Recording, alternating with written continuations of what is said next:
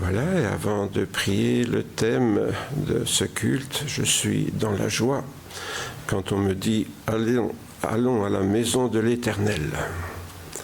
Est-ce que vous vous êtes réjouis ce matin en vous levant, en vous disant « Chic, aujourd'hui c'est le culte ». Voilà, on va pouvoir écouter Roger, quel privilège.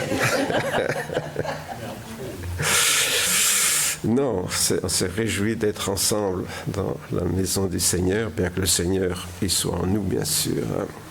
Je suis dans la joie quand on me dit « Allons à la maison de l'Éternel », disait le psalmiste.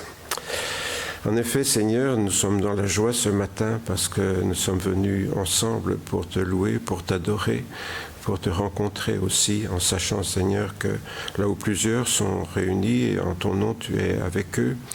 Et Seigneur, nous savons que cette présence pour nous est quelque chose de précieux, mais pour toi aussi, toi qui es notre tendre Père, celui qui aime se retrouver avec sa famille autour de lui. Et Seigneur, ce matin, nous voulons nous réjouir de te savoir au milieu de nous, de pouvoir faire monter notre louange vers toi, vers ton Fils Jésus, et cela par l'Esprit Saint. Oui, Seigneur, nous te rendons grâce d'être tes enfants et nous te demandons ta bénédiction aussi sur nos frères et sœurs qui n'ont pu se joindre à nous ce matin. Tu en connais les raisons, bénis-les, Seigneur, sois avec chacun, chacune d'entre eux. Nous te les présentons, Père, dans le précieux nom de Jésus. Amen. Alors voilà, comme je le disais, je voudrais voir avec vous 4 raisons, et aussi 4 dimanches, de se réjouir en Dieu. Se réjouir en Dieu. Quand on lit la Bible, on voit de multiples raisons donc des exhortations, notamment dans les psaumes, mais aussi ailleurs, à trouver sa joie en Dieu, plutôt que de la chercher peut-être dans les circonstances de la vie. Généralement, on vit dans un monde où ce sont les circonstances de la vie. Comme disait mon petit-fils pour mes 81 ans, profite bien de la vie, papy. Sous-entendu, profites-en pour bien rigoler jusqu'à ta mort. J'ai pas eu le courage de le casser parce qu'il était tellement sincère en me le disant.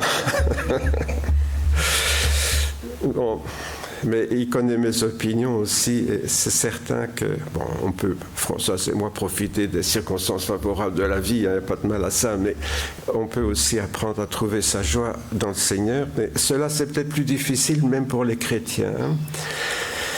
Comme je viens de le dire, donc ça n'a rien de mauvais de se réjouir de toutes ces circonstances favorables, elles sont trop rares pour ne pas en profiter, mais les croyants peut-être oublient qu'il y a peut-être une joie plus profonde à trouver en Dieu, pas seulement une joie qui ne dure pas, parce que le même petit-fils, quand il était petit, on allait au cinéma, on sortait et il disait « Qu'est-ce qu'on fait maintenant ?» Parce que pour lui, la vie devait être une réjouissance constante, mais payante. Cela s'explique sans doute du fait que donc, trouver sa joie en Dieu paraît un concept abstrait. C'est un peu surréaliste. Quand je dis trouver sa joie en Dieu, qu'est-ce que ça vous parle, ça? Trouver sa joie en Dieu, c'est tellement abstrait à première vue que même quand on est chrétien, on a du mal à vraiment capter et surtout à voir comment on pourrait concrétiser la chose. Donc c'est pour cette raison que trouver notre joie en Dieu n'est que rarement une expérience, je dirais, spontanée ou automatique. Alors elle doit être l'objet d'une démarche ou d'un choix conscient. Et ça, peut-être, on est moins habitué. On voudrait que cette joie, voilà, je suis chrétien, je suis joyeux en Dieu. Non, ça doit se chercher. Pourquoi ? Pour la même raison que quand on veut s'amuser, on choisit quelque chose. Si vous décidez de vous réjouir, comme mon petit-fils, on va dire, tiens, qu'est-ce qu'on va faire ? On va aller au cinéma, on va aller, je sais pas moi, au Parc Paradisio, on va faire ceci, on va faire cela. Et quand on veut se réjouir, tous on réjouit, qu'est-ce que je vais faire ? Par contre, quand il s'agit de Dieu, on ne se pose pas la question. Qu'est-ce que je dois faire pour me réjouir en Dieu ? Et c'est pour ça que j'ai pensé que ça serait utile quand même d'y réfléchir ensemble, parce qu'en fait, se réjouir n'est peut-être pas forcément automatique. Contrairement à ce qu'on pourrait penser, c'est quelque chose qui se recherche de pouvoir se réjouir dans le Seigneur. La différence, donc, c'est que la joie en Dieu ne consiste pas à copier dans l'Église les activités qui sont ailleurs. Or, je crois qu'actuellement, je parlais d'un changement de mode, c'est peut-être un peu la mode d'introduire dans l'Église ce qui se fait à l'intérieur de l'Église pour que les chrétiens puissent se réjouir. Et ça, je trouve ça un peu inquiétant. Parce que se réjouir en Dieu, c'est en quelque sorte spiritualiser les plaisirs du monde. Vous voyez, au lieu d'aller, je ne sais pas moi, à Spa, là, aux francophonies de Spa, on se dit, ben voilà, on va le faire à l'église. Hein, on va inviter des chorales et on va bien s'amuser ensemble devant le Seigneur. Bon, pas que ça déplaît au Seigneur, hein, alors où on fait des spectacles de danse, des spectacles de manipulation de drapeaux, comme ça se fait dans certaines églises, hein, ou alors des spectacles de théâtre ou des choses comme ça, pour visualiser les choses. Donc on veut faire comme dans le monde, on passe un film chrétien, hein, attention, un film chrétien, mais, voilà, hein, ou bien on organise des compétitions sportives, hein, pour remplir les caisses pour une œuvre ou l'autre. Alors voilà, on met sur les coureurs, etc. Enfin, donc toutes sortes de choses finalement qui sont une manière de spiritualiser le monde, quoi. Donc, comme on ne peut pas aller dans le monde, quand on est un bon chrétien, ben on fait entrer le monde dans l'Église en lui donnant une coloration religieuse.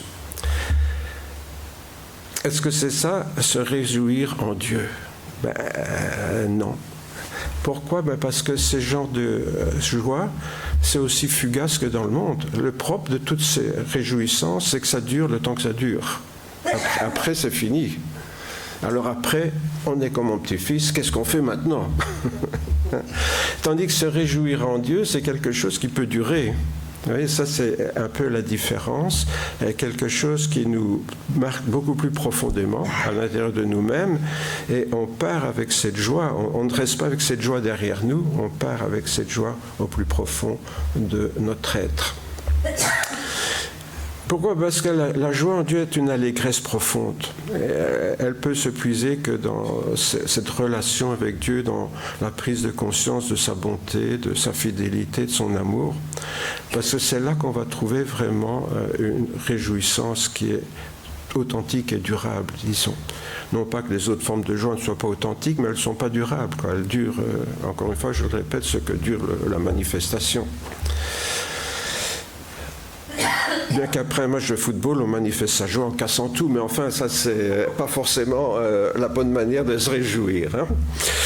L'univers de Dieu, donc, est différent du nôtre, dans beaucoup de façons différentes, bien sûr, et différente peut-être de ce que peut avoir l'idée en tant que croyant, de ce qui est possible. Beaucoup de croyants s'imaginent que se réjouir en Dieu, ça sera possible quand on sera au ciel, quoi. Voilà. Alors, ici-bas, c'est un chemin de larmes, etc. Et on dit, c'est pour après se réjouir. Mais cet été, donc, je voudrais, comme je l'ai dit, passer quelque temps à réfléchir à cette question, cette aptitude que nous avons à rechercher cette réjouissance en Dieu. On pourrait les classer en 4 grandes catégories. Attention, il faut réfléchir un peu. Il y a la joie fondée sur la découverte de notre Père Céleste, découvrir Dieu, tel qu'il nous est présenté dans la Bible, en tout cas. La joie qui est née de la relation avec son Fils Jésus, ça on connaît mieux, hein. Il y a aussi la joie qui est le fruit de l'esprit qui habite en nous. Notez l'aspect trinitaire. Hein. Découvrir Dieu, le Père, vivre la relation avec son Fils Jésus, et la joie d'avoir les fruits de l'esprit qui sont portés dans notre vie. Et enfin, la joie d'être guidé et protégé dans l'Église, corps de Christ, de faire partie de ce corps de Christ, qui n'est pas forcément toujours, hein, je le dis souvent, au centre de nos préoccupations. Souvent, Des gens disent je vais au temple, c'est pour rencontrer Dieu, mais moi j'y viens, c'est pour rencontrer mes frères et sœurs. Dieu, je peux le rencontrer partout. Donc il y a aussi cette communion du corps de Christ, de l'Église. Alors, pourquoi est-ce que j'ai parlé 4 dimanches? C'est parce que j'en verrai un à la fois, bien sûr, vous avez deviné. Aujourd'hui, on va voir cette première raison de nous réjouir en Dieu, qui est donc la joie fondée sur la découverte de notre Père céleste. Alors, même pour les chrétiens, c'est une raison qui est la moins intuitive, ça. Jésus, bon, on peut s'imaginer, on peut visualiser, voilà, Jésus qui guérit les malades, Jésus qui manifeste son amour, Jésus qui est dans ma vie, oui, ça on peut plus ou moins visualiser dans notre esprit. Mais découvrir Dieu, personne n'a jamais vu Dieu, seul le Fils qui est venu, mais sinon, comment célébrer la gloire de notre Dieu et nous réjouir surtout de ce qu'est Dieu, un Dieu qu'on connaît si peu ou si mal. À notre époque, donc, il est rare que les enfants apprennent encore les attributs de Dieu comme je l'ai fait quand j'avais 11 ans au catéchisme. Ah oui, j'ai été au catéchisme quand j'étais petit. Et on y apprenait des choses qui étaient très bien. Ceci notamment, la question numéro 27. Citer quelques perfections de Dieu. Si je vous posais la question ce matin, vous seriez peut-être moins malin que moi au catéchisme quand j'avais 11 ans. Alors, je ne vois pas beaucoup de mains qui se lèvent parce qu'on se dit, oui, je vais en trouver une, mais peut-être pas 2, et 3, ça va être difficile. Eh bien, regardez ce que j'apprenais. Dieu est infiniment puissant, sage et saint. Il est infiniment bon, miséricordieux et juste. Il est immuable, éternel et présent partout. Et ce n'est que quelques-uns de ses attributs, bien sûr. Alors, bien sûr, on songe, bien sûr, souvent à Dieu qui est omniprésent, omniscient, omniprésent, etc. Bon, mais c'est présent, je dirais, au travers de ces quelques points-là. Mais quand on lit ça, je me dis, finalement, est-ce que je réfléchis souvent à ça?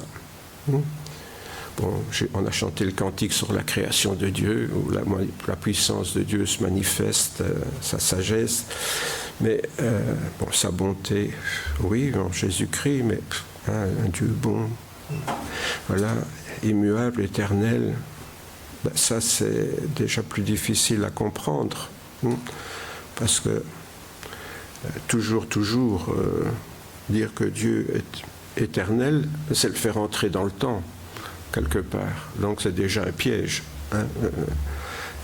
Si Dieu est éternel, ça le fait entrer dans notre temps. La notion d'éternité, c'est une notion de temps qui dure tout le temps. Donc ça ne peut pas coller avec Dieu. Donc vous voyez, il y a plein de notions comme ça auxquelles on ne réfléchit pas toujours, sinon d'une manière superficielle. Et surtout alors, qui est-ce qui trouve matière à se réjouir de tout cela? Voilà. Si je dois apprendre à me réjouir de ça, j'avoue, je ne vous accuse pas, j'avoue que ce n'est pas évident à première vue, de se réjouir de ce qu'est Dieu. Pourtant, ça pourrait être un sujet d'admiration, tout ça, plus facilement que de réjouissance. Mais les deux sont liés pourtant, parce que je songeais, vous savez, c'est le Tour de France pour le moment. Alors, quand on entend certains supporters, ils sont tous joyeux quand leur poulain gagne. Donc, ça veut dire quoi? Ils ne se réjouissent pas seulement de pouvoir l'admirer, mais cette admiration se transforme en joie. D'accord, Et c'est pour ça pour les équipes de foot, pour plein de gens. Donc, on peut admirer quelqu'un assez spontanément, mais cette admiration peut se transformer en joie.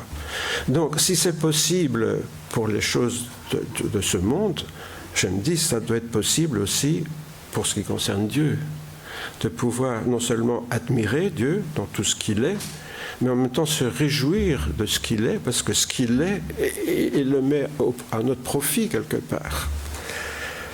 j'allais pas dire, je serais presque tenté de dire, est-ce que vous êtes des supporters? Est-ce que vous êtes des supporters de Dieu?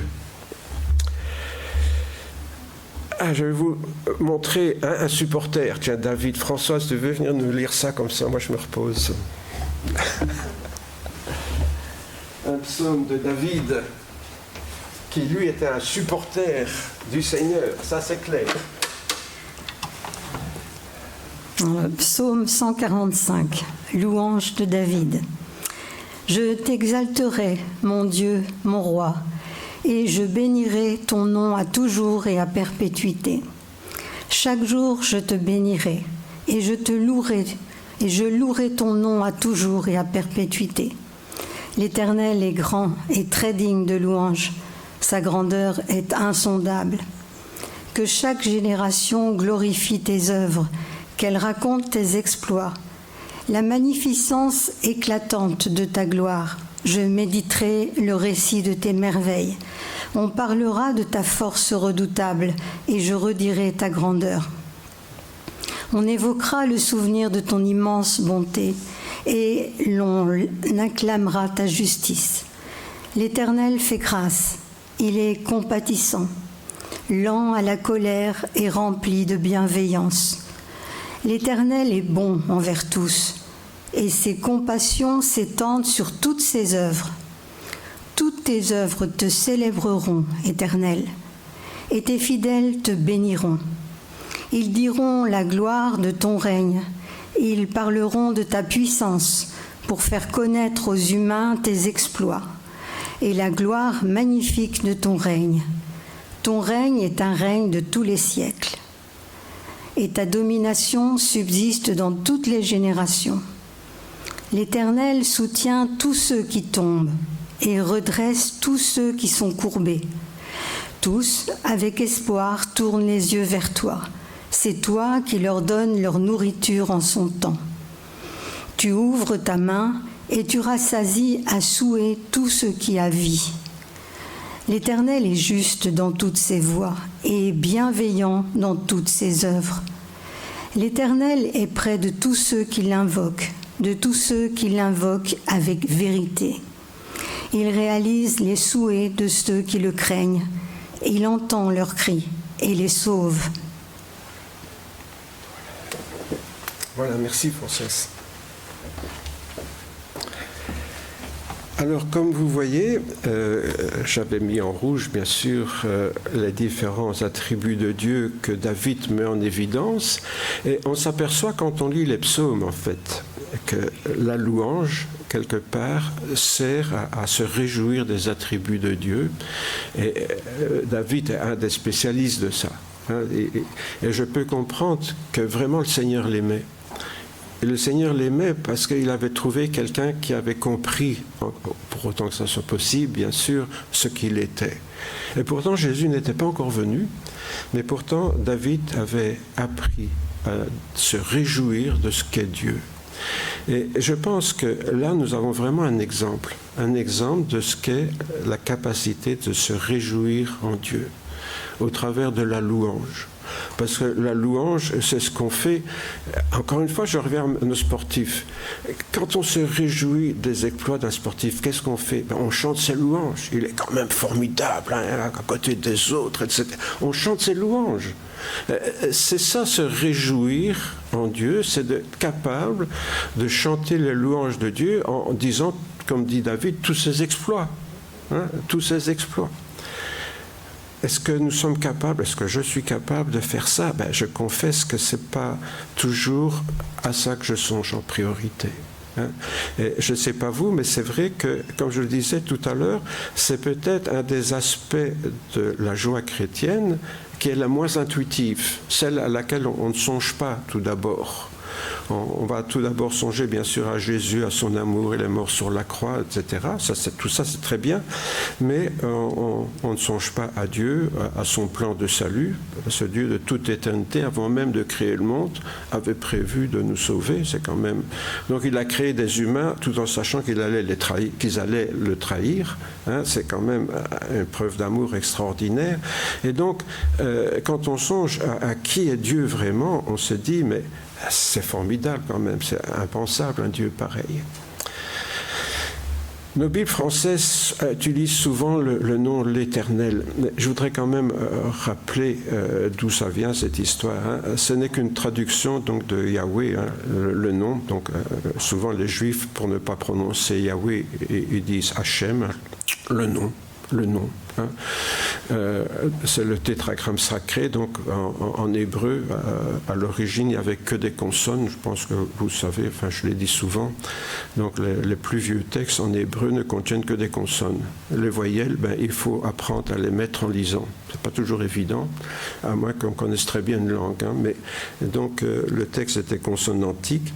Et au Moyen-Âge, des savants juifs ont complété avec des points voyelles pour faciliter la lecture, parce que même pour les juifs, ça devenait compliqué à lire si ce n'était plus la langue maternelle, hein, parce que les juifs étaient un peu partout dans le monde, mais la Bible était en hébreu, donc il fallait pouvoir la lire en hébreu.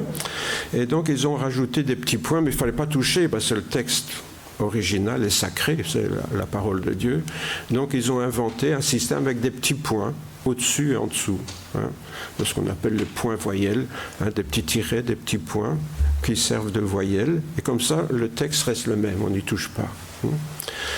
Et donc, si bien qu'en lisant la Bible hébraïque, donc notre Ancien Testament, très souvent aussi,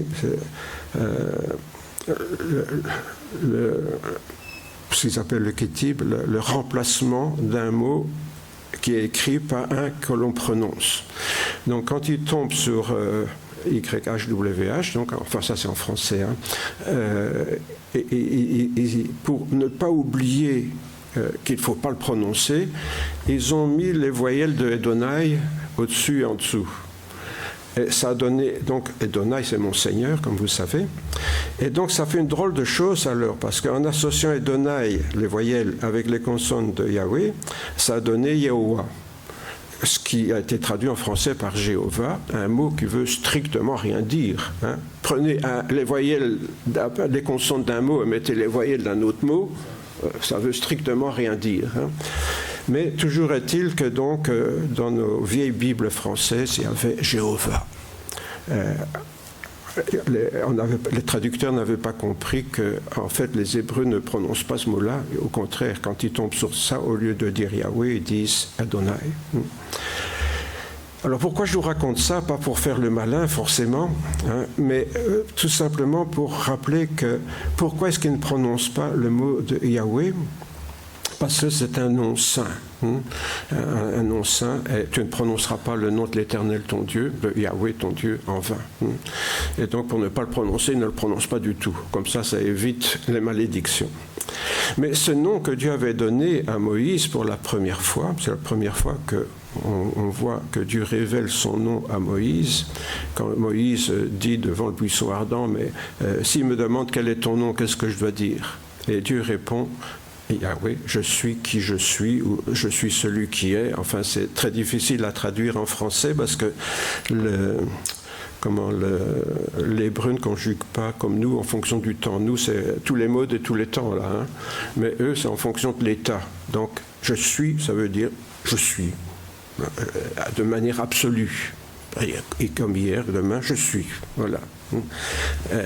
Et ça, c'est l'expression même de ce qu'est Dieu, un être absolu, qui est, voilà, il est. Avouez que c'est un drôle de nom pour dire à Dieu, qui est-ce que tu adores? J'adore celui qui est, il est. Ah bon? Et tu le connais? Oui, par ses œuvres, mais sinon, non, je ne lui ai jamais serré la pince, quoi. Hein? Bon, voilà. Autrement dit, ce Dieu qui existe de façon absolue dans tous les domaines, c'est ce qui nous ramène donc au catéchisme de mon enfance, en quelque sorte, avec citer quelques attributs divins, et encore ce n'est que quelques-uns. Apprendre à découvrir Dieu au travers de ce qu'il a montré de lui, au travers de ses œuvres. Et je le répète, David était capable de le faire alors que Jésus n'était pas encore venu. Ça doit quand même nous parler, ça. Si nous, on sait le faire en pensant à Jésus, mais est-ce que nous sommes capables de le faire simplement en pensant à Dieu, comme il pouvait le faire en jouant de l'harpe, en gardant ses moutons, comme on le représente souvent de manière un peu d'image d'Épinal. On commence alors à mieux comprendre pourquoi il aurait fallu de bonnes raisons pour moi de commencer à m'émerveiller et donc de me réjouir d'être en relation avec un Dieu si grand. C'est quelque chose qui demande une démarche. Voilà. On ne va pas, comme je le disais en introduction, se mettre à louer Dieu pour ce qu'il est comme ça tout d'un coup. Et c'est quelque chose qui doit être l'objet d'une réflexion. Et c'est pour ça que je suis sûr que quand David composait ces cantiques, c'était vraiment le fruit d'une réflexion chez lui, d'une réflexion de sa découverte de ce que pouvait être ce Dieu qu'il adorait et qu'il servait avant toute autre chose. Alors, comment traduire ce mélange, je dirais, d'émerveillement, de joie, autrement dit, cet enthousiasme dans le langage biblique? Eh bien, par la louange, évidemment. C'est toujours comme ça qu'elle se manifeste dans la Bible, c'est la louange. La louange que l'on fait monter vers Dieu. Donc ce mélange en même temps d'émerveillement et de joie, quoi. De joie devant ce que Dieu est et ce qu'il fait. Et alors, ça, normalement, ça devrait déboucher en nous dans une forme d'enthousiasme. Est-ce que je suis enthousiaste quand je pense à Dieu? Voyez? Et c'est là qu'on se rend compte que tout chrétien que nous sommes, chrétiens évangéliques qui lisons la Bible, qui lisons la parole de Dieu, est-ce que je réalise vraiment ce que je lis? Si je réalisais vraiment ce que je lis, je devrais partager. La moindre des choses, ce serait de partager l'enthousiasme d'un David, par exemple. Parce que manifestement, lui, quand on lit son psaume, il est enthousiaste. Pas d'autre mot pour qualifier sa louange, c'est vraiment un sentiment d'enthousiasme qu'il nourrit dans son cœur à l'égard de Dieu. Sans aucune surprise, donc, les disciples du Seigneur vont reporter sur Jésus, bien sûr, la joie que les Juifs manifestaient pour Dieu dans l'Ancien Testament. Mais évidemment, pas tous les Juifs du Nouveau Testament, parce que, évidemment, ça implique qu'on reconnaît en Jésus l'incarnation de Dieu, ce Dieu que j'ai du mal à percevoir, à imaginer, qui s'est incarné en Jésus-Christ, c'était un peu indigeste pour les Juifs, cette histoire d'incarnation de Dieu en Jésus-Christ. Abraham, dira Jésus, votre Père a tressailli d'allégresse à la pensée de voir mon jour. Il l'a vu, il s'est réjoui. Abraham, par la foi, a eu cette vision d'un Dieu qui est présent dans ce monde. Et nous dit Jésus lui-même, il a tressailli d'allégresse. Que dire encore de David alors, Déjà, Abraham a tressailli d'allégresse à la pensée de ce jour où Dieu se manifesterait parmi les hommes. Tandis que Jésus disait tout cela, donc tous ses adversaires étaient remplis de confusion, mais la foule se réjouissait de toutes les choses glorieuses qu'il faisait. La foule déjà se réjouissait comme des supporters de voir ce que Jésus faisait. Ils n'avaient pas vraiment compris qui était Jésus, il faut bien l'admettre, mais au moins ils se réjouissaient de voir ce qu'il faisait. Et j'ai envie de dire, et moi? Et moi? Est-ce que je suis capable de me réjouir? Mais vraiment de me réjouir, pas dire, ah oui, c'est bien, ouais. C'est pas mal, Jésus me peut faire mieux. Oui, mais parfois on est à la limite de ça, un peu banaliser ce que Jésus faisait, quoi. Comme si ressusciter un mort, c'était quelque chose. Oui, c'est normal, c'est le Fils de Dieu, c'était facile pour lui, voilà. Donc il y a parfois cette tentation chez nous de banaliser ce qui est extraordinaire. Et cette parole de Dieu que nous lisons, à force de la lire, elle devient banale. Et ça, c'est grave. Quand je ne m'étonne plus, quand je ne suis plus émerveillé, quand je suis plus surpris par ce que je lis dans la Bible, je dois m'inquiéter. Je dois sincèrement m'inquiéter parce que ça veut dire que tout ça, c'est devenu banal. J'ai perdu ma capacité de me réjouir. Et donc de louer le Seigneur. Vous donc aussi, vous avez maintenant de la tristesse, mais je vous verrai de nouveau, votre cœur se réjouira, et nul ne vous ôtera votre joie. » Jésus, bien sûr, dit cela alors qu'il vient d'annoncer sa mort prochaine. Les disciples sont tristes, évidemment. Jésus qui annonce qu'il va mourir, qu'il va les quitter. Mais Jésus leur dit, voilà, oui, vous êtes tristes maintenant, mais je vous verrai de nouveau, votre cœur se réjouira et nul ne vous ôtera votre joie. Et cela, bien sûr, c'est la joie du Christ ressuscité. C'est pour ça que Pâques est sans doute la plus grande fête de la liturgie chrétienne. Parce que ce n'est pas seulement la mort de Jésus, ce qui, somme toute, est encore banal si on néglige les raisons. Ce qui fait la grandeur de la mort de Jésus, c'est la raison. Pourquoi il est mort sur la croix.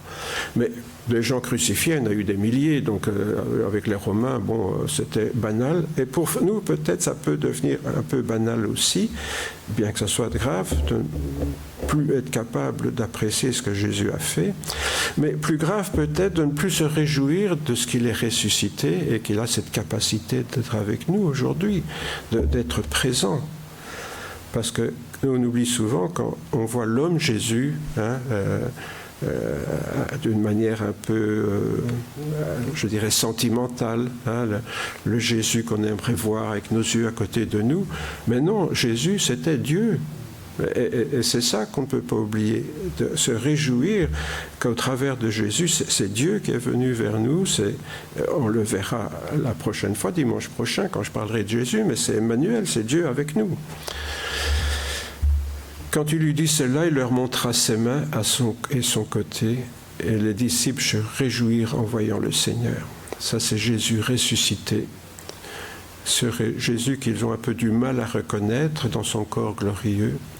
Et Jésus doit leur montrer ses mains et son côté pour qu'ils croient vraiment que c'est lui. Parce que même pour eux, c'était difficile d'imaginer qu'après avoir vu Jésus crucifié et mourir en croix, qu'il pouvait être là devant eux. Dans un premier temps, ils croyaient voir un fantôme, c'est pour vous dire. Donc Jésus est obligé de leur montrer ses mains à son côté et les disciples se réjouirent en voyant le Seigneur. Est-ce que nous voyons le Seigneur au moins par la foi aujourd'hui?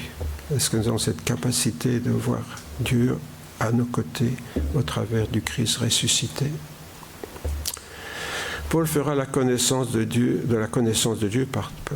un élément de constante recherche pour les chrétiens qui se veulent spirituels. Je vous disais tout à l'heure, connaître Dieu, ce n'est pas quelque chose de naturel. C'est pas quelque chose d'intuitif, c'est pas quelque chose qui nous tombe dessus comme ça, sans le faire exprès. C'est quelque chose que nous devons rechercher.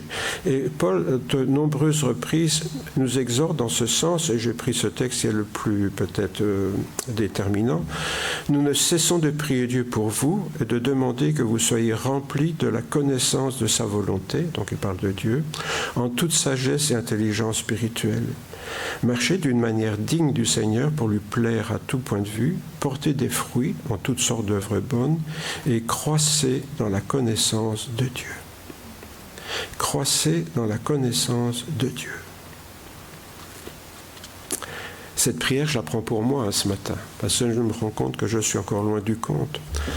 Croire dans la connaissance de Dieu.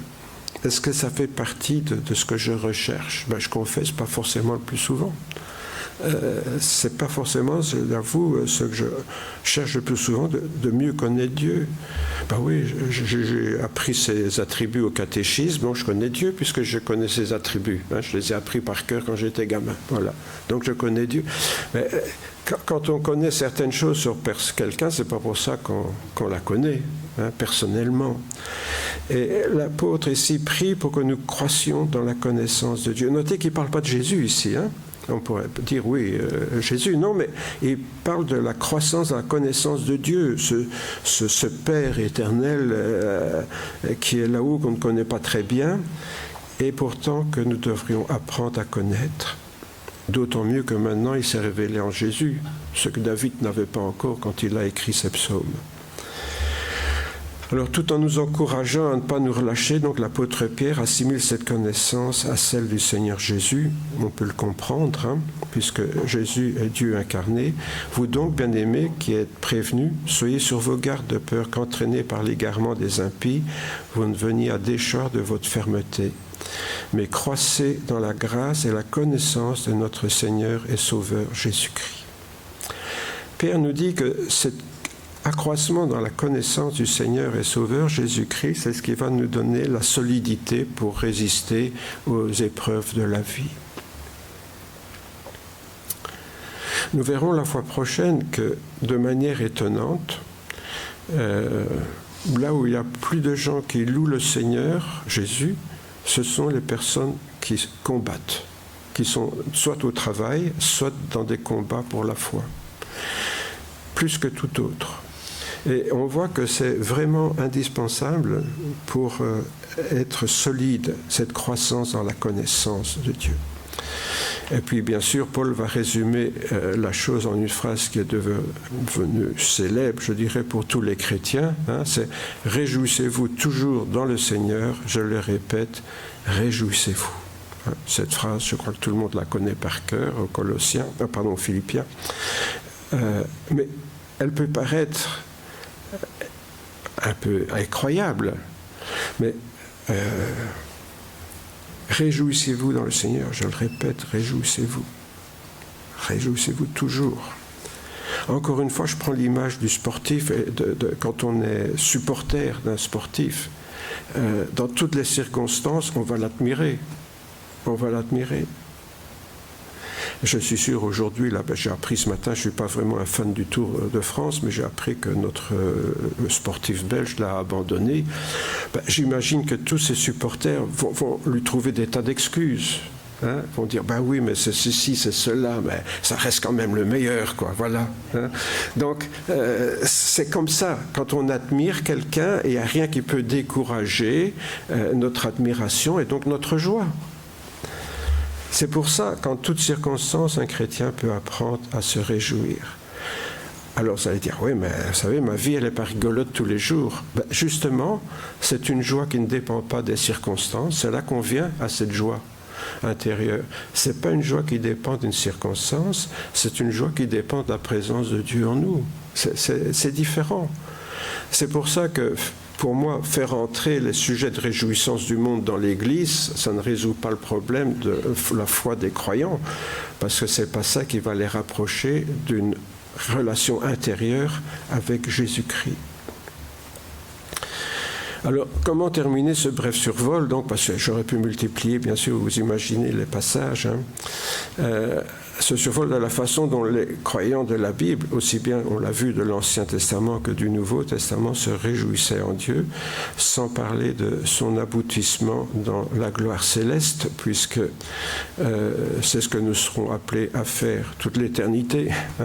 J'entendis comme une voix d'une foule, donc c'est la vision de Jean, j'entendis comme une voix d'une foule nombreuse, comme un bruit de grosses eaux, comme un bruit de fort tonnerre, disant « Alléluia ». Car le Seigneur, notre Dieu Tout-Puissant, est entré dans son règne. Réjouissons-nous et soyons dans l'allégresse et donnons-lui gloire, car les noces de l'agneau sont venues et son épouse s'est préparée. Quand nous étions en Afrique, Françoise et moi, puisque j'y ai travaillé 3 ans là, et Françoise aussi, pour enseigner les maths, la chimie, la biologie, ça n'a pas grand-chose à voir avec la théologie, bien que... Mais on était dans une mission pentecôtiste, et bien sûr, les chrétiens, comme dans toutes les îles Pentecôte, priaient tous ensemble à haute voix. Bon. Et quand on a 5000 personnes devant soi qui prient Dieu à haute voix, ça fait un bruit comme de grosses eaux. C'est exactement. Ce passage me revenait souvent quand nous étions là. Tous ces gens qui louent Dieu en même temps, ça fait comme un bruit d'eau, de torrent, de chute d'eau, c'est difficile à définir. Exactement comme le dit ici Jean dans sa vision de l'Apocalypse. Oui, c'est vrai que se retrouver devant 5000 personnes, se retrouver devant 10, c'est pas tout à fait pareil, mais ce n'est pas la quantité qui compte, c'est la qualité. Vous avez déjà remarqué qu'on sort toujours cette ânerie pour se consoler d'être minable. Quand on se sent un peu minable, c'est ça qu'on va chercher. Hein? Oui, ben, c'est pas la quantité, c'est la qualité. Voilà. Bon, cela dit, j'apprécie la qualité que vous êtes. Hein? Voilà. J'aimerais bien être à votre niveau, mais malheureusement, je cours toujours après. Vous voyez, je suis toujours à la recherche de cette capacité de me réjouir en Dieu, comme le faisaient les hommes et les femmes de foi dans l'Ancienne Alliance et dans la Nouvelle. Alors vous me direz, bon, fort bien, vous nous avez dit comment la Bible insiste sur la connaissance de Dieu pour se réjouir, mais concrètement, en quoi cette joie va-t-elle changer notre vie quotidienne, hein?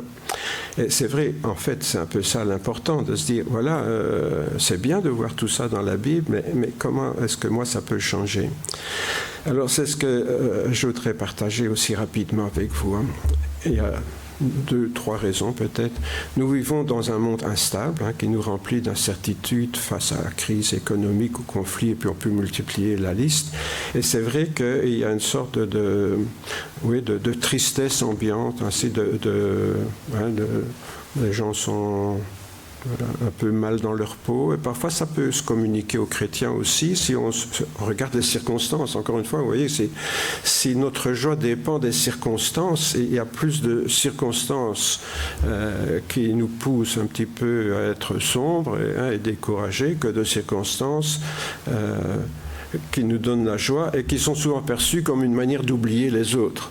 Donc les quelques moments de joie qu'on peut avoir, on les considère, ça permet un peu d'oublier les problèmes, quoi.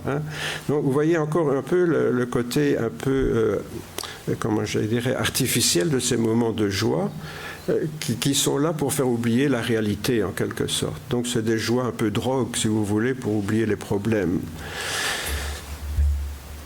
Les versets que nous avons lus nous rappellent que Dieu ne change pas. Et ça, c'est quelque chose d'important de réaliser que ce Dieu qui est souverain créateur, rien ne lui échappe.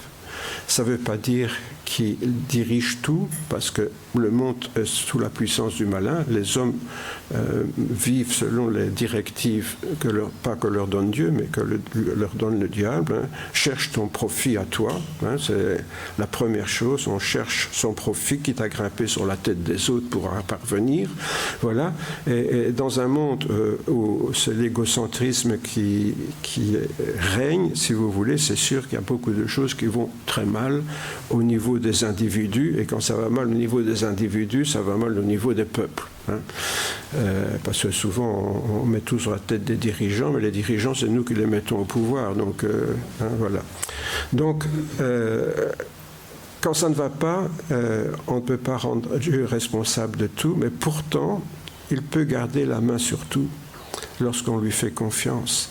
Et cela, évidemment, c'est quelque chose d'important de réaliser. Oui, mais quand je vois la création, ce Dieu tout-puissant qui s'intéresse à moi, comme on l'a chanté tout à l'heure, quand je songe au profond mystère que ce Dieu si puissant s'est intéressé à moi, c'est quand même quelque chose d'extraordinaire. Nous sommes l'objet de son amour et de sa fidélité. C'est-à-dire, non seulement il nous aime, mais il ne nous laisse pas tomber. Et Jésus dira, si vous êtes infidèle, moi je demeure fidèle. C'est la nature même de Dieu. Ses engagements, il les respecte, même si nous ne respectons pas toujours les nôtres. Et finalement, on sait que c'est sa puissance et sa justice qui triompheront de toute méchanceté. Mais cela, bien sûr, quand le monde aura cessé de se trouver sous cette domination de l'adversaire. Donc ceci, bien sûr, nous invite à chercher la paix et la joie, non en fonction des circonstances, mais justement en fonction de la nature même de Dieu. Et si on veut lutter donc contre cette sinistrose ambiance, c'est dans la contemplation de Dieu que nous pouvons la trouver. Oui, notre confiance, elle n'est pas dans les circonstances, qui de toute façon, on sait que ça n'ira pas mieux, mais notre joie, nous allons la puiser dans celui qui ne change pas, qui est amour, qui m'aime et qui s'intéresse à moi. Tous ceux qui ont précédé dans la foi nous montrent que, contre toute logique humaine, la chose est parfaitement possible. Et ça aussi, c'est important, de voir un peu la vie de ceux qui nous ont précédés dans la foi. De voir qu'ils sont restés avec cette joie et cet enthousiasme dans le cœur malgré les circonstances. Alors on va dire, oui, mais lui c'était lui, elle c'était elle, mais moi je ne suis pas comme ça. C'est possible d'être comme ça. Voilà ce que ça devrait nous dire, plutôt que de dire ah non, de renoncer avant de commencer. Puisque je l'ai montré ce matin, c'est quelque chose qui se recherche. Ce n'est pas quelque chose qui va nous tomber dessus comme ça, qui nous est tombé parce que quand nous sommes nés, il y a une fée qui s'est penchée sur notre berceau et qui nous a donné de la joie dans le cœur. Non, c'est quelque chose qu'on peut trouver vraiment au plus profond de nous-mêmes, à condition de le chercher. Deuxièmement, placer notre confiance en Dieu demeure toujours le même, ne peut qu'apaiser notre anxiété. Dans un monde où tout change, hein, bon, je disais même dans les églises, même dans les cantiques, tout change. Hein, heureusement peut-être pour la musique des cantiques, mais pour les paroles c'est peut-être plus dommage. Mais pour la musique, oui, c'est vrai que... C'est pour ça que les psaumes, vous pouvez remarquer, c'était tous des cantiques au départ. Hein, vous le savez, les psaumes, on les chantait. Mais heureusement, on ne connaît pas la musique. Si on connaissait la musique aujourd'hui, je crois que ça chasserait un peu tout le monde des églises. Et donc, c'est bien, je crois, parfois que les musiques évoluent et que ça évolue aussi dans les églises. Mais Dieu, lui, pour autant, reste toujours le même. Et ça peut apaiser notre anxiété parce qu'on a quelqu'un sur qui s'appuyer. Je dis d'une manière un peu imagée, on a toujours quelqu'un d'aussi puissant que Jésus sur qui on peut s'appuyer. Il paraît que les hommes aujourd'hui, ne le répétez surtout pas, restent infantiles. Et il y a des hommes de 35, 40 ans qui passent toutes leurs soirées sur des jeux comme ça, ouais, pendant que leur femme fait tout le travail. Bon, enfin, il paraît, Bon. Et le problème des dames, c'est qu'elles croyaient épouser un homme sur qui elles pourraient s'appuyer. Elles se retrouvent avec un gamin en plus. Vous voyez ? Mais enfin, entre nous, c'est tout à fait entre nous, ça. Hein ? Ne le répétez pas. Bon, pour être sérieux, ça veut dire quoi ? Que nous tous croyants, finalement, et ça c'est intuitif, nous avons besoin d'une épaule sur laquelle nous appuyer quand ça va mal. Quelqu'un sur qui on peut compter. Quelqu'un qui est solide, hein, qui au moment où ça ne va pas trop bien, on peut s'appuyer sur lui, on peut compter sur lui. Hein, donc, c'est quelque chose d'important. Mais encore faut-il qu'on prenne vraiment conscience au plus profond de notre être de cette solidité de Dieu, de cette permanence de Dieu, d'un Dieu qui ne change pas, qui est toujours le même, à notre disposition avec toute sa force pour nous aider. Alors, ça, c'est bon de s'arrêter de temps en temps, de courir, de penser, et de penser à toutes les fois où Dieu nous a secourus dans le passé. Souvent, on est un peu insatisfait de Dieu. On n'est pas très content de Dieu. Je lui avais demandé ça, je ne l'ai pas eu. Tu oublies que tu es dans la nouvelle alliance. Il faudrait peut-être que tu t'intéresses aux choses spirituelles plutôt qu'aux choses matérielles. Pour grandir un petit peu, tout petit peu. Pour ne pas rester des enfants toute notre vie. Bon, mais enfin, voilà, Dieu essaye de nous faire grandir. Mais cela ne doit pas nous empêcher de penser à toutes les fois où Dieu nous a secourus. Parce que c'est ça qui va nous porter pour continuer à lui faire confiance. Penser à toutes les fois où Dieu m'a secouru. Et enfin, on apprend à se réjouir pour toutes les petites interventions de Dieu dans notre vie. Vous savez, l'amour de Dieu, c'est comme l'amour tout court. Il est fait de petites attentions. Un couple qui dure, ce n'est pas un couple qui fait des choses extraordinaires. C'est un couple où l'un est attentif à l'autre au quotidien avec des petites attentions. Et c'est ça qui fait qu'un couple dure. Je crois que toutes les personnes âgées qui ont vécu un couple depuis longtemps peuvent le dire. C'est ces petites attentions quotidiennes qui nourrissent la confiance quotidienne et qui fait qu'on devient solide dans notre relation. Et c'est pareil avec Dieu. Il ne faut pas toujours s'attendre à ce que Dieu fasse des grands miracles dans notre vie. Mais il faut peut-être être attentif aux petites attentions quotidiennes que Dieu peut avoir pour nous. Et si on part de ce principe-là, on apprendra à voir Dieu présent dans notre vie. Ce sont ces petites attentions, je le répète, que nous devons apprendre à voir dans notre relation avec le Seigneur.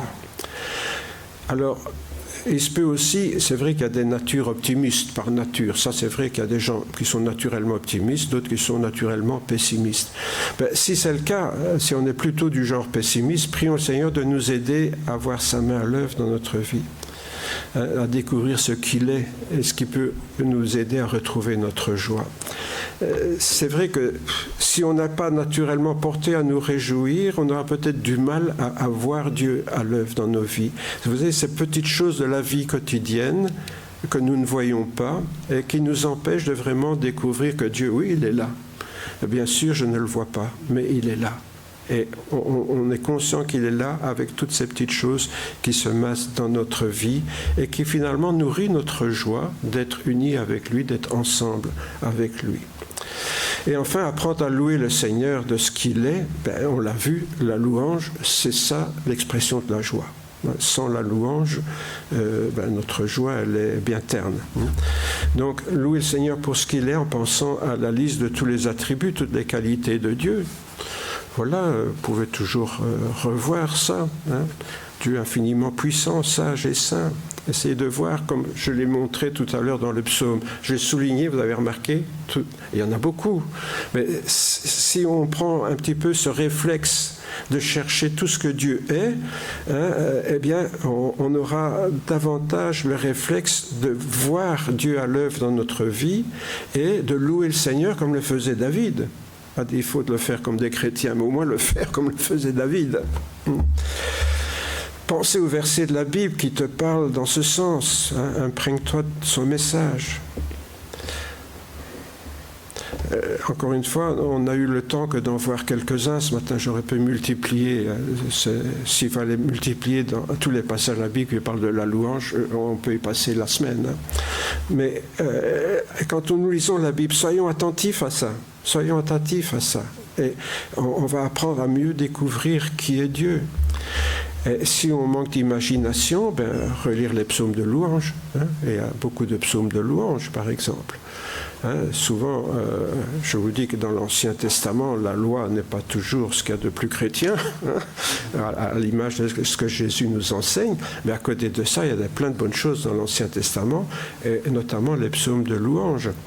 Bon, il faut savoir aussi que beaucoup de psaumes, lorsqu'ils sont passés dans la liturgie, ont été complétés par les prêtres avec des parties beaucoup plus, comment dirais-je moi, agressives, ou de la vengeance de Dieu, etc.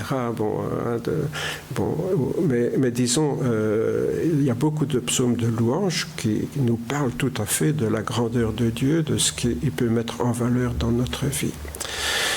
Plus on apprend à contempler la gloire de Dieu, plus on se sent proche de lui et plus notre joie intérieure devient intense. Retenons ça. Plus je vais contempler la gloire de Dieu, plus je vais me sentir proche de lui, parce que cette gloire, elle est pour moi. Et ma joie va, mon enthousiasme, j'ai envie de dire, va devenir plus intense. Alors cet exercice te paraît peut-être étrange de faire une recherche dans la Bible pour trouver la joie. Rappelez-vous, c'est ce que tout le monde fait quand il veut s'amuser. Il réfléchit, qu'est-ce que je vais faire? Alors en tant que chrétien, si nous voulons nous réjouir en Dieu, il n'y a rien à faire. Vous devez dire, qu'est-ce que je vais faire pour me réjouir? Si je ne fais rien, je ne me réjouirai jamais. Donc il n'y a rien d'artificiel du tout à chercher consciemment à y parvenir. C'est quelque chose de tout à fait normal. C'est normal pour les choses en dehors de Dieu, mais c'est aussi normal pour les choses de Dieu. Si apprendre à te réjouir en Dieu devient une habitude, cela ne manquera pas de devenir une seconde nature pour toi. Et c'est tout le mal que je vous souhaite ce matin. Que cela devienne une seconde nature dans notre vie. Et puis encore 3 autres approches à cocher pour y parvenir. On n'est qu'à la première étape. Voilà. Oh, pardon. Là, c'est fait. On l'a vu, enfin, dans les grandes lignes. On l'a vu ce matin. Dimanche prochain, on verra la joie née de la relation avec son Fils, la joie qui est le fruit de l'Esprit après, et enfin, la joie d'être guidé, protégé dans l'Église du Seigneur. Voilà.